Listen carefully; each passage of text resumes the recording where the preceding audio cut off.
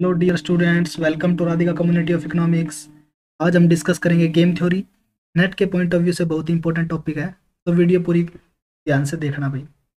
आइए शुरू करते हैं। तो सबसे पहले बात है भाई कि गेम थ्योरी गिवन किसकी है। तो गेम थ्योरी गिवन है भाई जॉन वॉन न्यूमैन एंड मॉर्गनस्टर्न की 1944 के अंदर गिवन है भाई। तो किस बुक के अंदर पेपर पब्लिश हुआ भाई इनका? जॉन वॉन न्यूमैन का पेपर पब्लिश हुआ भाई theory of games and economic behaviour के अंदर। ठीक। गेम थ्योरी जो है भाई जनरली टू टाइप्स की होती है। First pure strategy and second mixed strategy. तो प्योर स्ट्रेटजी क्या होता है भाई?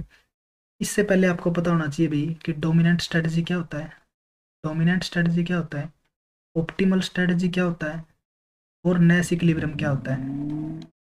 क्लियर है? तो ये आपको बाद में बताऊंगा भाई कि प्योर स्ट्रेटजी क्या होती है और मिक्स स्ट्रेटजी क्या होती है। हाँ, एक बात याद रखना भाई कि जब प्योर स्ट्रेटजी फेल हो जाती है ना, उसके बाद हम किसका यूज़ करते हैं? मिक्स स्ट्रेटजी का। वो भी आपको बताऊंगा अभी आगे एग्जाम्पल से कि कैसे। तो उसके बाद चलो भाई, तो गेम थ्योरी शुरू करने से पहले आप देखो भाई, एक बार प्रिजनर डायलमा को देखो भाई। प्रिजनर डायलमा किसका गिवन है भाई? It was originally framed bye Merrill flood and Melvin dresser का गिवन है भाई 1915 में। कब दिया था भाई? 1950 के अंदर। तो ये कैसे दिया भाई इन्होंने? ये वर्क कर रहे थे किसके अंदर? ट्रेंड के अंदर वर्क कर रहे थे भाई। तो वहां पे इन्होंने दिया है 1950 के अंदर प्रिजनर डायलमा। क्लियर है भाई? तो प्रिजनर डायलमा में क्या बोलते हैं भाई ये कि दैट शोज, क्या बताता है prisoner dilemma? That shows why two completely rational individuals not cooperate. कि जो भाई मान लो दो रैशनल पीपल हैं, वो फिर एक दूसरे को कोऑपरेट नहीं करते, क्यों? यानी कि जो दो कंप्लीटली रैशनल पर्सन आपस में क्या नहीं करते? कोऑपरेट। ऐसा क्यों भाई? एक एग्जांपल लेता हूँ भाई मैं। मान लो, एक एग्जांपल लेके चलता हूँ भाई मैं। मान लो दो चोर है भाई, ए और बी, दो चोर है भाई। ये एग्जांपल लिए हुए हैं भाई प्रिजनर डायलमा, ये बाद में बताऊंगा, एक बार आपके देखो आप। मैं एक एग्जांपल लेके चलता हूँ भाई कि मान लो दो चोर हैं, ए और बी, दोनों फ्रेंड है भाई आपस में, और दोनों ही क्या है भाई? चोरी करने में क्या है? एक्सपर्ट है। ठीक है। तो एक दिन क्या होता है भाई, दोनों चोर पकड़े जाते हैं। क्लियर है? और पुलिस वालों को क्या डाउट है कि पीछे जितनी भी चोरियां हुई है ना, वो किन्होंने की है? ए और बी, इन दोनों पर्सनों ने की है पीछे वाली जितनी भी चोरियां हुई है। लेकिन पुलिस वालों के पास कोई प्रूफ नहीं है। क्या नहीं है भाई? कोई प्रूफ नहीं है कि पीछे वाली चोरियां भी इन्होंने की है, लेकिन शक पूरा है भाई। तो उनके मुंह से भाई ये सच्चाई कैसे निकलवाए कि पीछे वाली चोरियां भी इन्होंने की है? तो इसके लिए वो किसका यूज करते हैं? प्रिजनर डायलमा का। तो अब देखो भाई प्रिजनर डायलमा क्या होता है। देखो, मान लो भाई, देखो पुलिस वाले क्या करेंगे भाई, अब इसको ए पर्सन को तो अलग जेल के अंदर डाल दिया, और बी पर्सन को क्या किया भाई? अलग जेल के अंदर उठा के डाल दिया। ए पर ए जो चोर है ना, उससे पुलिस वाले क्वेश्चन पूछते हैं भाई कि देखो, अगर आप अगर आप कन्फ्रेंस यानी कि आप कोऑपरेट कर दोगे, यानी कि अगर आप सच्चाई बता दोगे कि पीछे वाली चोरियां भी हमने की है, तो आपको फ्री कर दिया जाएगा। किस कंडीशन में? अगर आपका जो दोस्त है, यानी कि बी जो चोर है, ये क्या बोलते हैं अभी पुलिस वाले कि अगर आप कन्फ्रेंस कर दोगे या कोऑपरेट कर दोगे हमें, या हमें सहयोग दे दोगे भाई, या सच्चाई बता दोगे कि हाँ पीछे वाली चोरी अभी हमने की है, तो आपको क्या कर दिया जाएगा? फ्री। कब? अगर आपका दोस्त सच्चाई ना बताए, यानी अगर आपका दोस्त कोऑपरेट ना करे, और आपका दोस्त तो क्या ना करे भाई? Not cooperate. और आप कोऑपरेट कर लो, अगर आप कोऑपरेट कर लो और आपका दोस्त कोऑपरेट ना करे, तो आपको क्या कर दिया जाएगा? फ्री। और आपके दोस्त को कितनी सजा हो जाएगी? मान लो भाई 10 साल की सजा हो जाएगी आपके दोस्त को।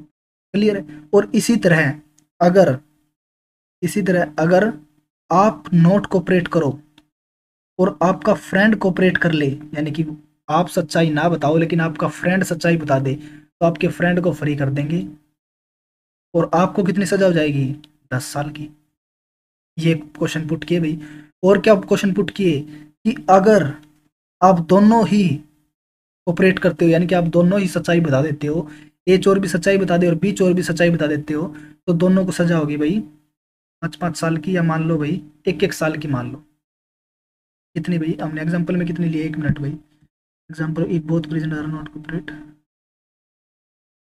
If both prisoner cooperate. देखो भाई, अगर बोथ भाई कोऑपरेट कर ले, यानी कि दोनों जो चोर है भाई वो हाँ भर ले कि पीछे वाली चोरी अभी हमने की है, तो दोनों को कितनी सजा होगी? 5-5 साल की। कितनी भाई? 5 ईयर इसको और 5 ईयर इसको, दोनों को कितनी सजा होगी भाई? 5-5 साल की। क्लियर है? फोर्थ क्वेश्चन क्या पुट करते हैं भाई कि अगर आप दोनों ही नॉट कोऑपरेट करे यानी कि सहयोग ना दे, अगर दोनों ये बोल दे कि भाई कि हमने पीछे वाली चोरियां नहीं की, तो उनको सजा मिलेगी सिर्फ कितनी, एक एक साल की, यानी कि किसकी, जो फिलहाल में चोरी हुई है सिर्फ उसकी उसकी सजा। तो दोबारा समझाता हूँ भी एक बार मैं। तो दोबारा देखो भी एक बार इसको क्या बताया मैंने।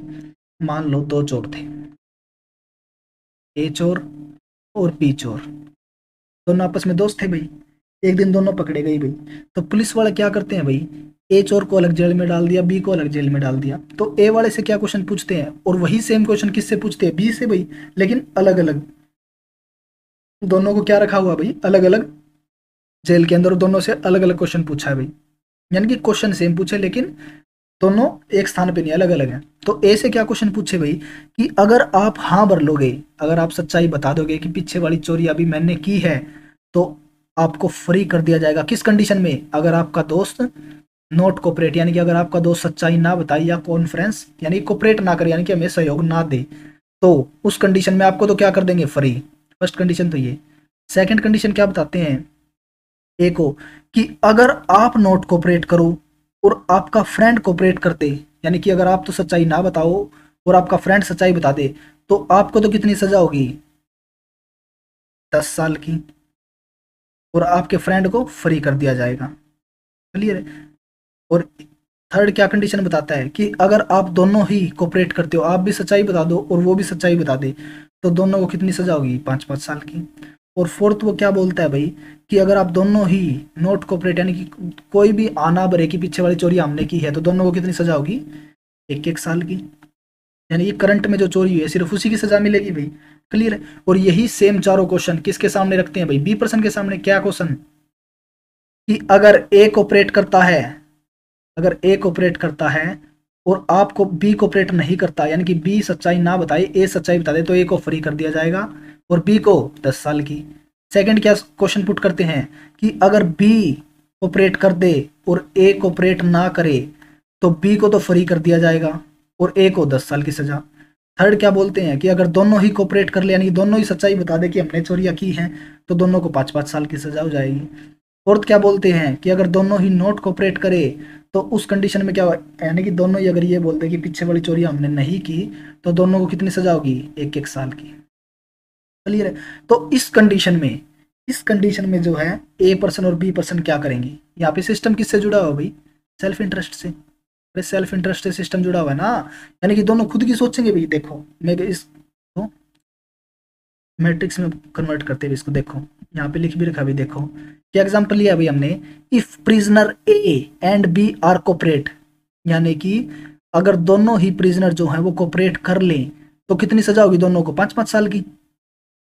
अगर प्रिजनर ए कोऑपरेट, यानी कि ए बंदा तो सच्चाई बता दे बट बी ना बताए, तो ए तो free, 0 years for A and 10 years for B. समझो भाई। और थर्ड क्या क्वेश्चन पुट किया भाई, if prisoner A not cooperate, यानी कि अगर प्रिजनर ए सच्चाई ना बताए, लेकिन प्रिजनर बी जो है, यानी कि कैदी नंबर जो बी है, वो सच्चाई बता दे, तो ए को तो 10 साल की सजा, और 0 years फॉर बी, यानी बी फ्री भाई, यानी कि बी को आजाद कर दिया जाएगा भाई। ऐसे ही फोर्थ क्वेश्चन क्या बोलता है भाई वो, if both prisoner are not cooperate, अगर दोनों में से कोई भी सच्चाई ना बताए, तो दोनों को कितनी सजा होगी, सिर्फ 1-1 साल की, जो करंट में जो चोरी हुई है सिर्फ उसकी। क्लियर है भाई। तो अब इसको देखो भाई, इसको हम एक मैट्रिक्स में कन्वर्ट करते हैं अभी। देखो भाई,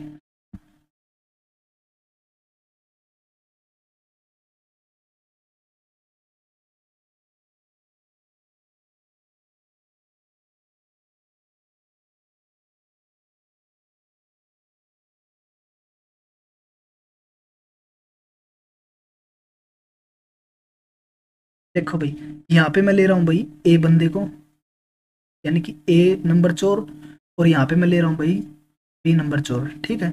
और यहाँ पे मैं ले रहा हूँ भाई, कि ए नंबर चोर जो है, वो अगर कोऑपरेट कोऑपरेट यानी कि अगर वो सहयोग करे भाई। क्लियर है। कोऑपरेट अगर वो करे, और यहाँ पे भाई नॉट कोऑपरेट, शॉर्टकट में लिख रहा हूँ भाई, एनसी यानी कि नॉट कोऑपरेट और सी यानी कि कोऑपरेट, तो सी से ही दिखा देता हूँ इसको, 1 मिनट।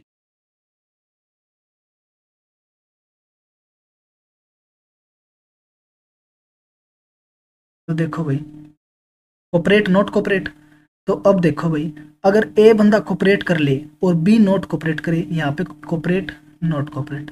अब देखो भाई, तो हमारा एग्जांपल क्या था भाई, हमारा एग्जांपल क्या था भाई, एक मिनट भाई।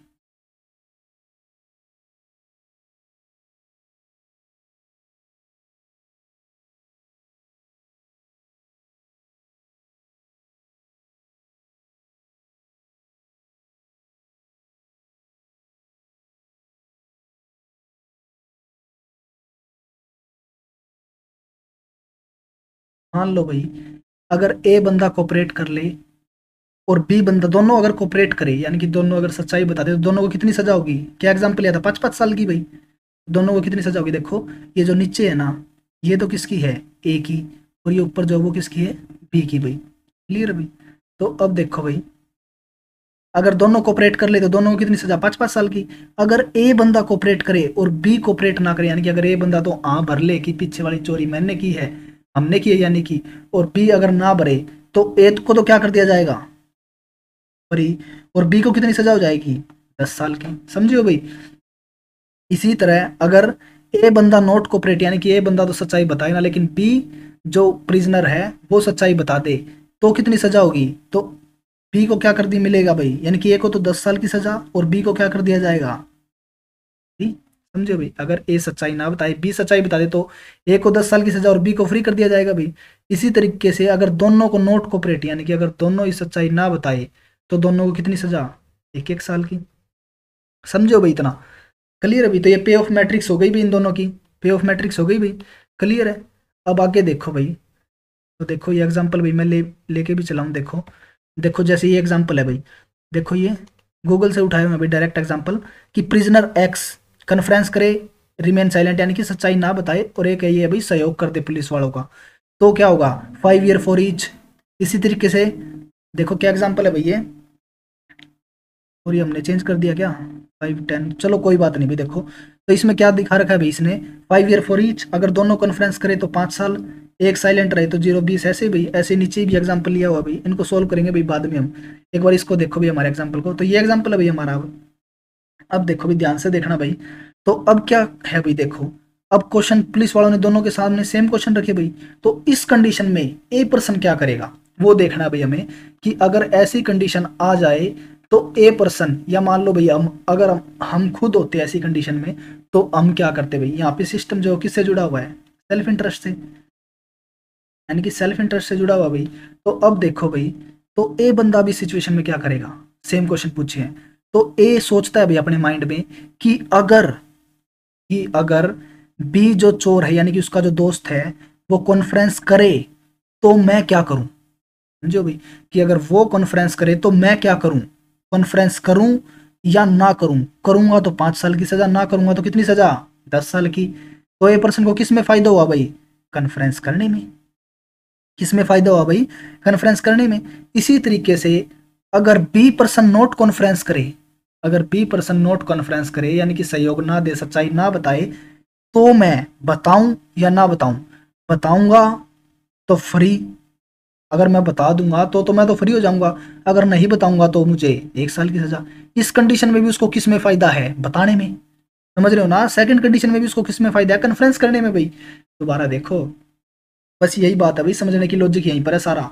देखो अगर ए बंदा कन्फ्रेंस कर ले, यानी कि ए बंदा अपने माइंड में क्या सोच रहा है भाई, कि मैं क्या करूं इस कंडीशन में, तो वो सोचता अपने माइंड में कि अगर बी बंदा जो है, यानी कि बी जो उसका फ्रेंड है, वो अगर कन्फ्रेंस कर ले, अगर उसने हाँ भर ली, तो उस कंडीशन में मुझे क्या करना चाहिए, हाँ भरूँ या ना करूँ।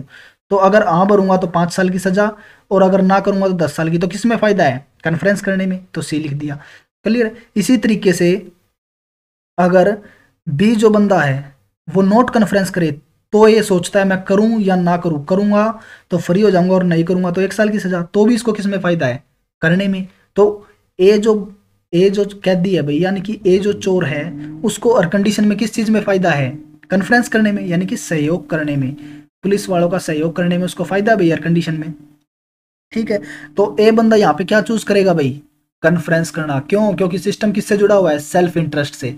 समझ रहे हो ना, क्योंकि ए के माइंड में ये रहेगा, क्या पता मैं नोट कॉन्फ्रेंस कर दूं और जो नेक्स्ट जो बंदा है बी पर्सन वो कॉन्फ्रेंस कर दे, तो क्या हो जाएगा, वो उसको खुद को तो 10 साल की सजा और वो फ्री हो जाएगा।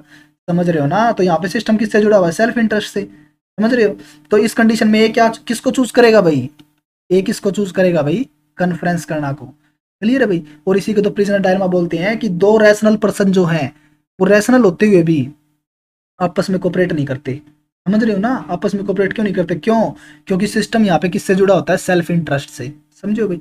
इसी तरीके से बी के माइंड में चलेगा भाई, तो बी भी क्या सोचेगा कि अगर ए कन्फ्रेंस करते, देखो बी भी, और ये देखो भाई ए वाला एक बार दोबारा देखो, दोबारा समझा रहा हूँ भाई एक बार ए वाला, बस ये समझ में आ गया तो भाई समझ लो गेम थ्योरी आपको आई गई भाई।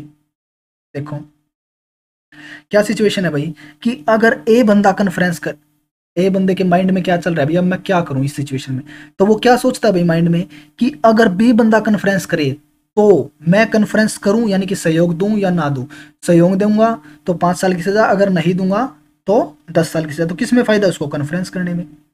इसी तरीके से अगर बी बंदा नोट कॉन्फ्रेंस करे तो मैं क्या करूं? अगर मैं कॉन्फ्रेंस करूंगा तो फ्री हो जाऊंगा, अगर नहीं करूंगा तो 1 साल की सजा। तो भी किस में फायदा? कॉन्फ्रेंस करने में। यानी कि ए बंदे को बी बंदा चाहे कॉन्फ्रेंस करे या नोट कॉन्फ्रेंस करे, इसमें बेनिफिट है भाई कॉन्फ्रेंस करने में। क्लियर है जी? तो इसको क्या बोलते हैं भाई? इस सिचुएशन को क्या बोलते हैं? Dominant strategy. Dominant strategy. Dominant strategy, इस कंडीशन को क्या बोलते हैं भाई? Dominant strategy. यानी कि आई एम डूइंग, देखो मैं यहाँ पे इसकी डेफिनेशन लिख रहा हूँ भाई, 1 मिनट भाई। नेट के अंदर डायरेक्ट पूछी हुई है भाई कई बार कि डोमिनेंट स्ट्रेटजी की डेफिनेशन क्या है, नैश इक्विलिब्रियम की डेफिनेशन क्या है। तो देखो भाई, I am doing, I am doing, I can, no matter what you do, I can no matter what you do. Clear है जी? तो ये क्या है भाई? डोमिनेंट स्ट्रेटजी की डेफिनेशन क्या है भाई? आई एम डूइंग, कि मैं इसको चूज कर रहा हूं, मुझे कोई मतलब नहीं है कि आप क्या करोगे। तो देखो इस कंडीशन में अब ए ने क्या चूज कर लिया? कन्फ्रेंस करना। तो इसको क्या बोलते हैं भाई? Dominant strategy. डोमिनेंट स्ट्रेटजी का मतलब क्या है भाई?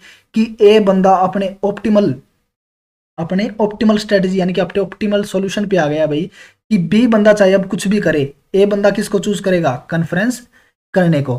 क्लियर है जी? तो इसको क्या बोलते हैं? Dominant strategy. समझो? हम और भी एग्जांपल लेके चलेंगे भी बहुत से। क्लियर है? एक बार समझो भी रफली कि डोमिनेंट स्ट्रेटजी होती क्या है। इसी तरीके से बी, अगर बी भी अपने माइंड में सोचेगा भाई कि अब मैं क्या करूं, तो बी भी क्या करेगा? अगर हमें बी की चेक करनी हो कि भाई बी की डोमिनेंट स्ट्रेटजी है या नहीं, तो बी की हम कैसे चेक करेंगे? बी अपने माइंड में सोचेगा कि अगर ए जो चोर है यानी कि उसका साथी जो है वो अगर हाँ भर ले, यानी कि वो अगर सच्चाई बता दे, तो मैं उस कंडीशन में क्या करूं? कन्फ्रेंस करूं या नोट कन्फ्रेंस करूं? तो कन्फ्रेंस करूंगा तो कितनी सजा? 5 साल की। और नोट कन्फ्रेंस करूंगा तो 10 साल की। तो किस में फायदा है बी को? कन्फ्रेंस करने में। ये समझो ना? तो भी बी को किस में फायदा है? कन्फ्रेंस करने में। क्लियर है? और इसी तरीके से बी सोचता है अगर वो नोट कॉन्फ्रेंस करे तो मैं करूं, कन्फ्रेंस करूं या नोट कन्फ्रेंस? कन्फ्रेंस करूंगा तो फ्री हो जाऊंगा, और नोट कन्फ्रेंस करूंगा तो 1 साल की सजा होगी। तो भी इसको किस में फायदा है? कन्फ्रेंस करने में। तो बी को भी किस में फायदा है भाई? कन्फ्रेंस करने में। तो इस तरीके से दोनों जो चोर है वो सच्चाई बता देंगे भाई। क्लियर है? तो क्यों भाई? क्योंकि यहाँ पे सिस्टम किससे जुड़ा होता है? सेल्फ इंटरेस्ट से। क्लियर है जी? तो इसलिए दोनों जो चोर है वो क्या भाई? सच्चाई बता देंगे। ठीक है? तो यहाँ पे बी की जो स्ट्रेटजी है वो भी क्या है? डोमिनेंट। और क्या है डोमिनेंट स्ट्रेटजी? कन्फ्रेंस करना। ए की भी डोमिनेंट स्ट्रेटजी क्या है? कन्फ्रेंस करना। और बी की भी डोमिनेंट स्ट्रेटजी क्या है? कन्फ्रेंस करना। और डोमिनेंट स्ट्रेटजी होता क्या है भाई? I am doing, I can no matter what you do, कि मैं कर रहा हूं, मुझे कोई मैटर नहीं है भाई कि आप क्या करोगे। समझ रहे हो भाई? तो इसको क्या बोलते हैं? Dominant strategy. तो इस एग्जाम्पल में जो एग्जाम्पल हम लेके चले इसमें क्या भाई? बोथ की डोमिनेंट स्ट्रेटजी है भाई। तो समझो ना? डोमिनेंट स्ट्रेटजी देखना कि डोमिनेंट स्ट्रेटजी कैसे देखती है। क्लियर? तो मैं और एग्जांपल लेके चलता हूँ भाई। देखो जैसे ये एग्जांपल है हमारा, जैसे ये वाला देख लो भाई, कोऑपरेटिव डिफेक्ट, ये वाला एग्जांपल देखो भाई, कि मान लो अब इस कंडीशन में मुझे ये नेट के अंदर ये क्वेश्चन पूछा है मान लो, और ये पूछ ले भाई कि ये बताओ कि प्लेयर ए की डोमिनेंट स्ट्रेटजी है या नहीं। प्लेयर ए की डोमिनेंट स्ट्रेटजी है या नहीं। तो इस कंडीशन में मैं कैसे चेक करूंगा भाई? तो चेक करना सीखो भाई, कैसे चेक करते हैं। प्लेयर ए की देखनी है ना हमें, तो प्लेयर ए क्या करेगा? क्या देखेगा कि अगर बी कोऑपरेट करे, अगर बी सहयोग करे, तो उसको किस में फायदा है? करूं या ना करूं? तो ए को, अगर ए कोऑपरेट करेगा तो 1 साल की सजा, अगर ए कोऑपरेट नहीं करेगा तो 0। तो अगर बी, देखो क्या है भाई कि ए की डोमिनेंट स्ट्रेटजी चेक करनी है भाई हमें, तो कैसे चेक करेंगे भाई, हम पहले बी को देखेंगे कि बी अगर कोऑपरेट करे तो मैं क्या करूं, यानी कि जिसकी हम चेक करते हैं उसको अप एंड डाउन करते हैं, यानी कि जिसकी स्ट्रेटजी, जैसे एक ही स्ट्रेटजी चेक करनी है भाई, तो बी को तो फिक्स करेंगे और जिसकी चेक करनी है उसको अप एंड डाउन करेंगे कि अगर बी कोऑपरेट करे तो मैं करूं या ना करूं, यानी कि अगर करूंगा तो एक को कितने साल की, एक को कितने साल की सजा, 1 साल की, और अगर डिफेक्ट करे भाई यानी कि कोऑपरेट ना करे तो भाई 0 साल की सजा हो जाएगी। इसी तरीके से अगर अब वो क्या देखेगा कि अगर बी भाई डिफेक्ट करे यानी कि बी कोऑपरेट ना करे तो मैं क्या करूं, तो ए अगर कोऑपरेट करे तो 10 साल की सजा, अगर कोऑपरेट ना करे तो 5 साल की सजा। तो इस कंडीशन में बी ए के लिए कौन सा बेस्ट है, डिफेक्ट करना भाई, समझ रहे हो ना। इस कंडीशन में ए के लिए कौन सा बेस्ट है भाई, डिफेक्ट करना। तो ए की optimal strategy, sorry dominant strategy, A की डोमिनेंट स्ट्रेटजी है या नहीं है भाई, यहाँ पे ए की डोमिनेंट स्ट्रेटजी बताऊंगा भाई कि डोमिनेंट कब नहीं होता, उसका एग्जांपल भी हम लेके चलेंगे भाई कि डोमिनेंट कब नहीं होता। जब हमारा जब हमारा डिसीजन दूसरे के ऊपर डिपेंड कर जाए तो उस कंडीशन में क्या होता है भाई, डोमिनेंट स्ट्रेटजी नहीं होती। समझ रहे हो भाई, डोमिनेंट स्ट्रेटजी कब नहीं होती है, वो एग्जांपल लेके चलेंगे आगे, तब आपको समझ में आ जाएगा भाई कि डोमिनेंट स्ट्रेटजी कब नहीं होती। क्लियर है। तो अब ये देखो भाई कि डोमिनेंट स्ट्रेटजी होता क्या है, डोमिनेंट स्ट्रेटजी क्या होता है भाई कि जब ए बंदा, यानी कि ए बंदा भाई फ्री है, यानी कि वो अपनी मर्जी से चूज करता है भाई और बेस्ट चूज करता है अपना। समझ रहे हो भाई, इसकी डेफिनेशन क्या थी, I am doing I can no matter what you do, कि मैं चूज कर रहा हूं। तो यहाँ पे प्लेयर ए को किस में बेनिफिट है, डिफेक्ट करने में भाई।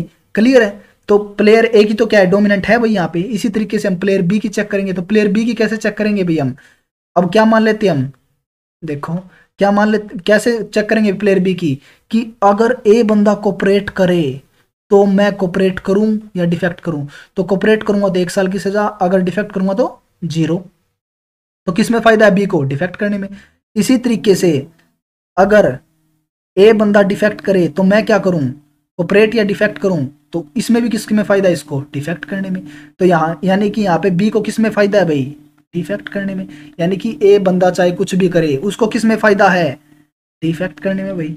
क्लियर। तो इसी को क्या बोलते हैं, डोमिनेंट स्ट्रेटजी। कि ए बंदा चाहे कुछ भी करे, बी मैं ये करूंगा, तो उसी को बोलते हैं भाई डोमिनेंट स्ट्रेटजी। इसी को क्या बोलते हैं भाई, डोमिनेंट स्ट्रेटजी। क्लियर है भाई। तो बहुत से एग्जांपल होंगे भाई, आप इनकी प्रैक्टिस करना भाई। तो गूगल करके आप बहुत से एग्जांपल निकाल सकते हो डोमिनेंट स्ट्रेटजी के, तो वहां से इनकी एक बार प्रैक्टिस जरूर कर लेना भाई। क्लियर है भाई। तो अब हम आगे चलते हैं भाई, एक एग्जांपल और लेके चलता हूँ भाई, मान लो। तो समझो भाई डोमिनेंट स्ट्रेटजी, समझो या नहीं यहाँ से कि डोमिनेंट स्ट्रेटजी क्या होती है। क्लियर है। तो अब देखो भाई, मैं आगे एक एग्जांपल और लेके चलता हूँ भाई, जैसे कि मान लो, 1 मिनट, देखो भाई,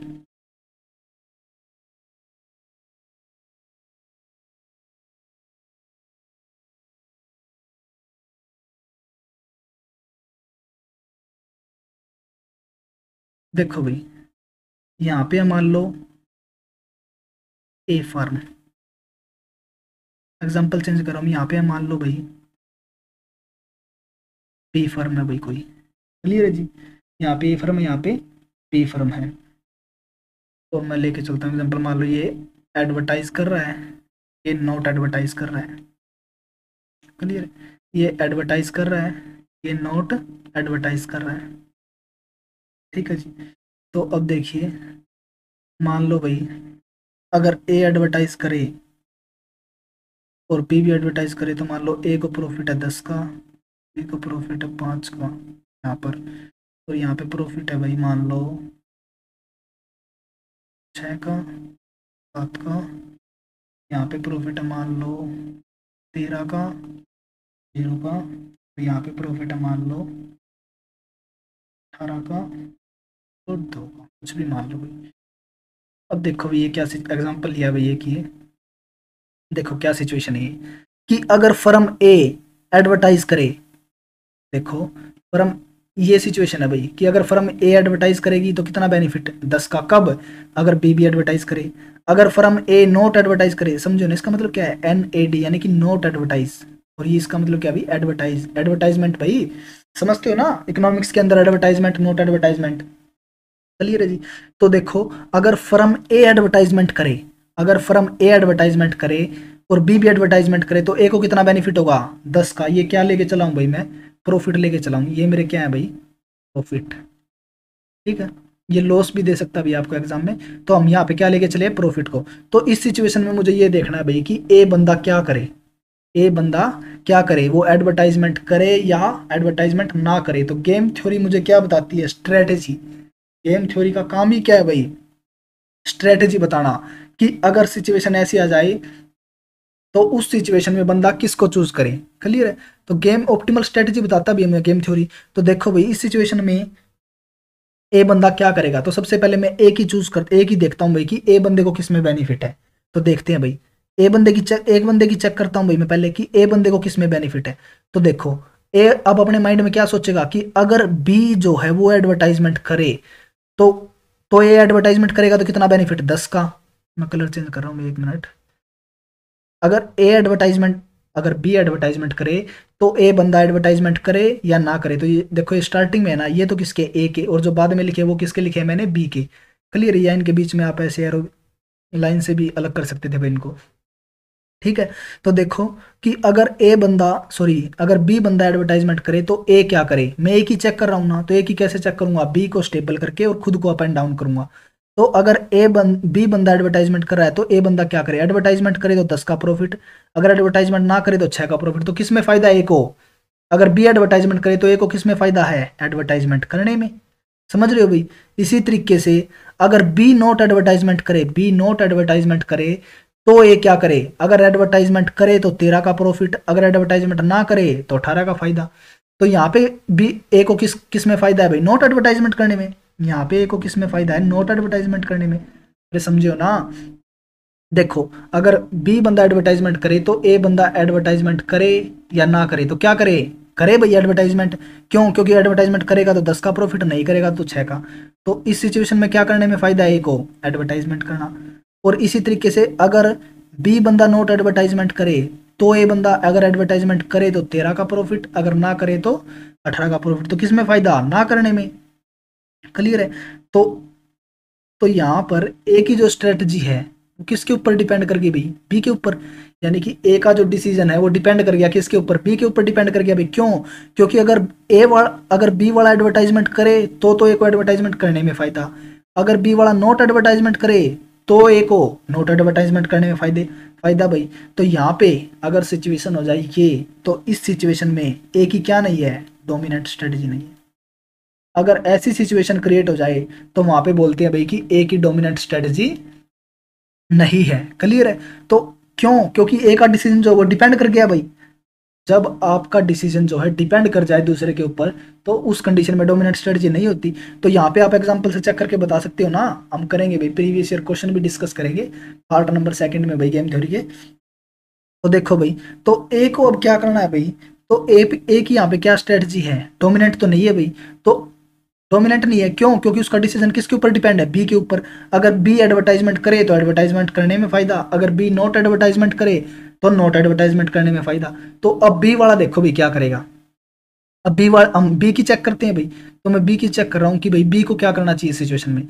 अगर ए वाला बी की चेक करूंगा तो ए को फिक्स करूंगा। तो बी अगर एडवर्टाइजमेंट करे तो बी करे एडवर्टाइजमेंट तो 5 का फायदा, ना करे तो 0। तो करने में फायदा ए को क्या भाई? फर्स्ट में तो करने में फायदा अगर ए एडवर्टाइजमेंट करे। अगर ए नोट एडवर्टाइजमेंट करे तो बी क्या करे? करे तो 7 का प्रॉफिट, ना करे तो 2 का प्रॉफिट। तो किस में फायदा? यहाँ पर भी एडवर्टाइजमेंट करने में फायदा। यानी कि बी की स्ट्रेटजी क्या है? डोमिनेंट।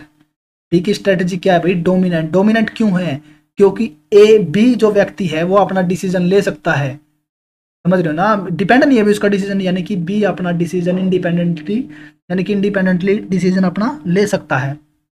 तो यहाँ पे बी की स्ट्रेटजी क्या होगी? डोमिनेंट। तो उस कंडीशन को क्या बोलते हैं भाई? Dominant strategy. और यहाँ पे ए की डोमिनेंट नहीं है, क्यों? क्योंकि ए का डिसीजन किस पे डिपेंड कर गया? बी के ऊपर। तो अब ए क्या करेगा? अब ए क्या करेगा भाई? क्योंकि ए अब क्या देखेगा भाई कि बी की स्ट्रेटजी क्या है? डोमिनेंट। और डोमिनेंट क्या है? एडवर्टाइजमेंट करना। एडवर्टाइजमेंट करना है ना डोमिनेंट, किसकी? बी की। तो अब ए अपनी चूज करेगा भाई। अब ए कन्फर्म हो गया भाई कि बी तो किसको चूज करेगा? एडवर्टाइजमेंट करने को। तो अब ए भी क्या करेगा? एडवर्टाइजमेंट करेगा। समझो भाई। देखो ए की डोमिनेंट नहीं थी भाई, क्लियर है। ए को किस में फायदा था, अगर बी एडवर्टाइजमेंट करे तो एडवर्टाइजमेंट करने में फायदा, अगर बी नोट एडवर्टाइजमेंट करे तो नोट एडवर्टाइज करने में फायदा। तो ए वाला अब क्या करेगा भाई, उसका तो डिसीजन डिपेंड करेगा किसके ऊपर, बी के ऊपर, कि बी जो करे उसको उसी में फायदा। तो वो क्या करेगा, बी की चेक करता है भी, तो बी की यहाँ पे क्या है, डोमिनेंट स्ट्रेटजी, और डोमिनेंट क्या है, एडवर्टाइजमेंट करना। तो पक्की बात है बी तो क्या करेगा, एडवर्टाइजमेंट करेगा, क्लियर है। और बी की यहाँ पे क्या है, डोमिनेंट, तो बी तो एडवर्टाइजमेंट करेगा। अगर बी बंदा एडवर्टाइजमेंट करेगा तो ए को क्या करना चाहिए, एडवर्टाइजमेंट करना चाहिए, क्लियर है ना। तो अब ये क्या करेगा, ये एडवर्टाइजमेंट करेगा, और इसको क्या बोलते हैं, ऑप्टिमल स्ट्रेटजी। ऑप्टिमल स्ट्रेटजी इसको क्या बोलते हैं भाई, optimal, optimal strategy. Optimal strategy समझो भी, ऑप्टिमल स्ट्रेटजी क्या होती है, यानी कि यहाँ पे ऑप्टिमल किसकी स्ट्रेटजी, ए की, यानी कि बी के गिवन बिहेवियर पर खुद को ऑप्टिमल करना, उसको क्या कहते हैं भाई, ऑप्टिमल स्ट्रेटजी, क्लियर है भाई। इस एग्जांपल के अंदर क्या है भाई, बी की तो क्या है, डोमिनेंट है, और ए की क्या है, ऑप्टिमल स्ट्रेटजी। समझो भाई इतना, समझो भाई इतना। उसके बाद देखो भाई, उसके बाद हम करते हैं भाई, एक आता है भाई नैश इक्विलिब्रियम, एक होता है जी नैश इक्विलिब्रियम, नैश इक्विलिब्रियम। तो अब ये देखो भी नैश इक्विलिब्रियम क्या होता है भाई, पहले मैं इसकी डेफिनेशन लिख देता हूँ भी नैश इक्विलिब्रियम की। I am doing, I am doing, I can, what you are doing, what you are doing, कि मैं कर रहा हूँ, और ये मैटर करता है कि आप क्या कर रहे हो, I am doing, I can, what you are doing. तो नैश इक्विलिब्रियम क्या होता है, एग्जाम्पल से देखो भी, इजी समझ में आएगा आपको। देखो ये हमारा एग्जाम्पल था ना वो चोर वाला, क्लियर है। इसमें क्या थी भाई, ए की भी डोमिनेंट स्ट्रेटजी थी और बी की भी डोमिनेंट स्ट्रेटजी थी। यानी कि मैं अगर सिंपल वर्ड्स में बोलूँ कि नैश इक्विलिब्रियम क्या होता है, तो नैश इक्विलिब्रियम का सिंपल सा अर्थ होता है भाई स्टेबल होना।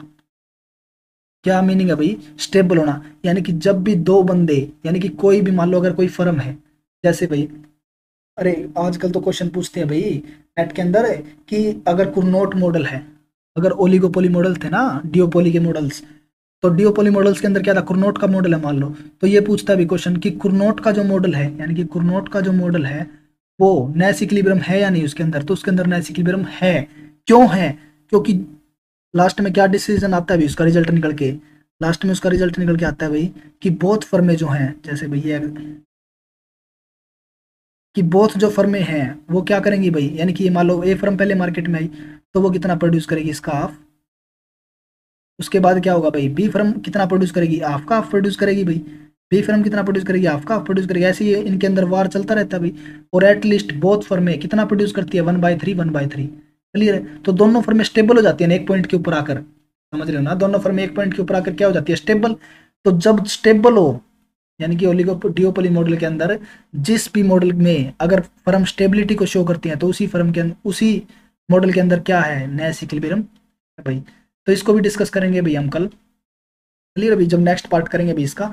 तो अभी इतना देखो भाई कि नैश इक्विलिब्रियम क्या होता है, एग्जांपल से देखो। तो ये था ना हमारा एग्जांपल, जैसे भाई ये एग्जांपल था भाई हमारा, एक मिनट, जैसे ये एग्जांपल, एक मिनट, ये एग्जांपल लेके चले थे भी हम चोर वाला।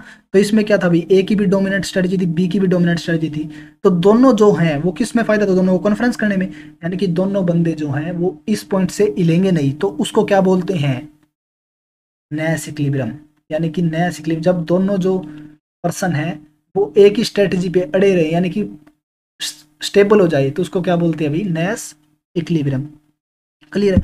इसी तरीके से अब हमने ये एग्जांपल लिया है, इस एग्जांपल में क्या है देखो, एक ही तो डोमिनेंट स्ट्रेटजी है नहीं, लेकिन बी की क्या है, डोमिनेंट स्ट्रेटजी है, क्लियर है। तो बी तो पक्की बात है एडवर्टाइजमेंट करेगा, और ए इसको देखकर ऑप्टिमल हो गया भाई, ए क्या करेगा भाई, ए भी एडवर्टाइजमेंट करेगा भाई, क्यों, क्योंकि ए का जो डिसीजन था वो किसके ऊपर डिपेंड कर गया था, बी के ऊपर।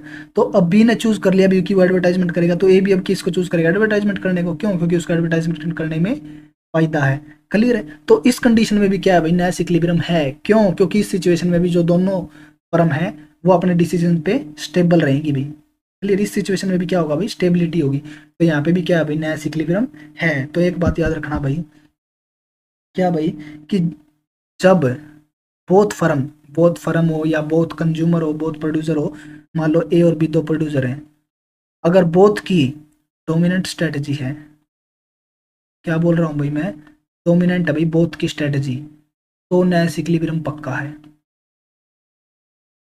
तो नैश क्यों भाई, दोनों स्टेबल हो जाएंगे भाई, एक ही पॉइंट पे रहेंगे, तो नैश इक्विलिब्रियम पक्का है। हाँ, और अगर एक की डोमिनेंट हो, एक ही डोमिनेंट है मान लो, जैसे हमने एग्जांपल लिया उसमें क्या था, एक ही तो क्या थी, डोमिनेंट नहीं थी, यानी कि नॉट डोमिनेंट, और बी की क्या थी वहां पे, डोमिनेंट।